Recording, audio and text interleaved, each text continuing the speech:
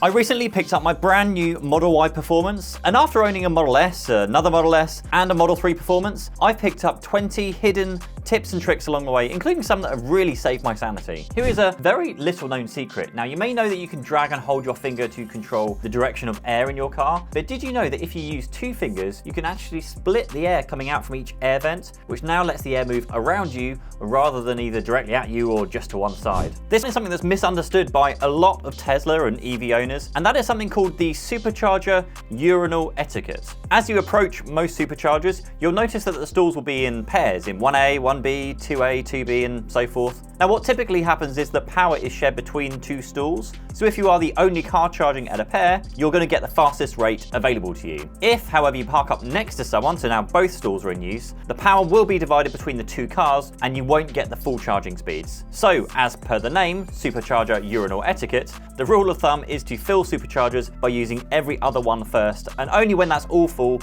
do you pull in to share with another car. An issue that I noticed when going back from my old Model 3 Performance to my new Model Y Performance has been when waiting at junctions or roundabouts, I put my foot down and the car hesitates for a second. And this is because by default, there is a feature enabled for obstacle-aware acceleration, which will use all of the cameras to check the path is clear when you accelerate. Now, I will say that this is a feature designed for your own safety, but for me, it is frustrating to know that I can fit into a gap into traffic only for the car to hesitate, and switching off this option fixes that hesitation. There is a secret parking brake feature where if you hold down the parking brake button for a couple of seconds, it will apply the parking brake, and this will also be shown on screen as well. Now, this is the same parking brake that is used when pressing the button once when parking, but holding the button down will allow you to apply the parking brake whilst you're moving to bring the car to a pretty quick stop. So if your brakes fail for any reason, this one is really worth knowing. Something you may be used to from driving automatic cars is to put your foot on the brake before you change between drive and neutral and reverse, but in the Tesla, as long as you're going under 5 miles per hour, you don't need to do this. You can just flip between them, and I actually use this many times when I had younger kids who were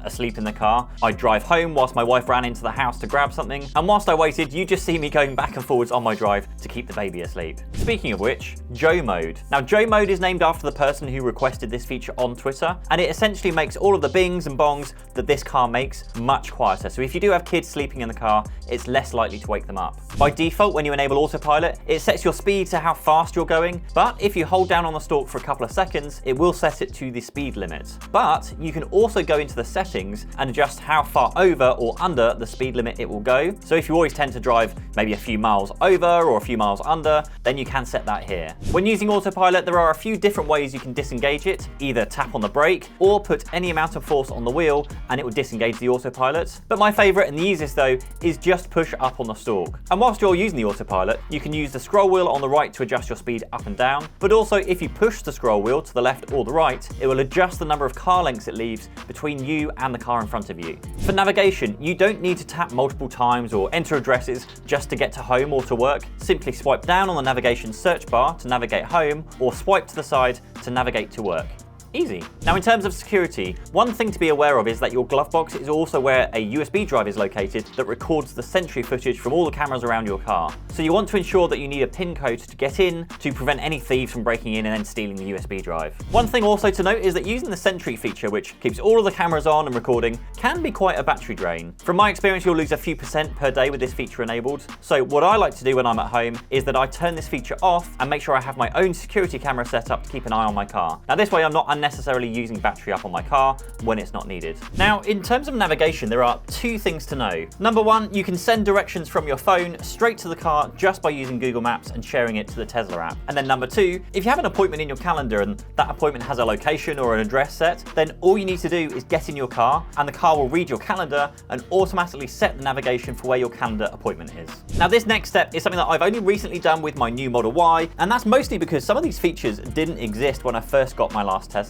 and so I never got around to setting them up. If anybody else in your family needs access to drive your Tesla, such as your partner, don't just sign in with your account onto their phone, because you can add them as a driver, which also has some other perks. So to add them, open the Tesla app, go to Security and Drivers, then Manage Drivers, and now tap Add Driver. This will give you a link which you can send to whoever you want to be able to access and drive your car. Now, they'll be prompted to create a Tesla account, then sign into the app with their own account. This now opens up other benefits because each driver now will have their own profile in the car, which which is automatically assigned to the phone that they use. Having your own profile means that things like your seats, the wheel, and mirror positions are all saved, but also your software preferences such as acceleration and steering settings. And the bit that's been a game changer for me has been saving individual logins for music streaming services like Spotify, so that everyone has access to their own music and playlists whilst driving. There are 4 ways to open up the charging port on your Tesla. You can tap on the screen, you can also use the mobile app, you can also tap on the port itself to open it up, and you can just push the button when using either the Tesla mobile charger or using a supercharger. Okay, so a Tesla is essentially a computer on wheels, and like computers,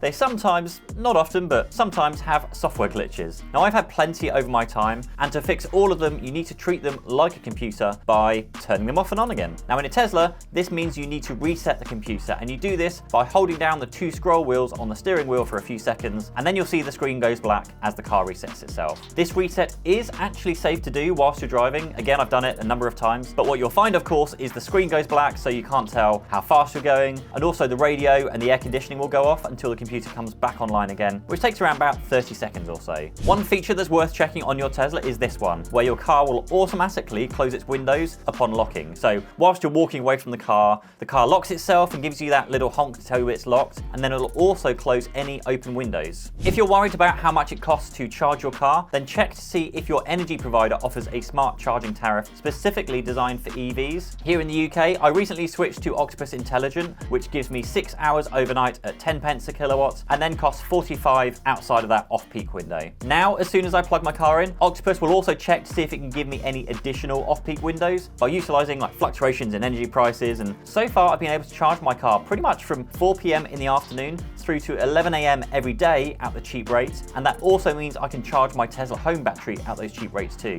Now, if you're watching from the UK and are interested, I'll leave a link down below that also gives you £50 when you sign up. If you ever park your car in a low ceiling car park or perhaps a garage at home and you can't open your boot because of the ceiling being too low, then you can set the height of your boot to stop it from going up and hitting the roof. Simply open the boot, push the button again whilst it's opening to stop it, or you can just use your hands to hold it to stop it going from any further. Now just move the boot into its maximum open position, push and hold the button on the inside until you hear a beep, and now when you open the boot, it will only go to that set height. Using the app gives you the ability to let someone else drive your car, even if you are hundreds of thousands of miles away from them.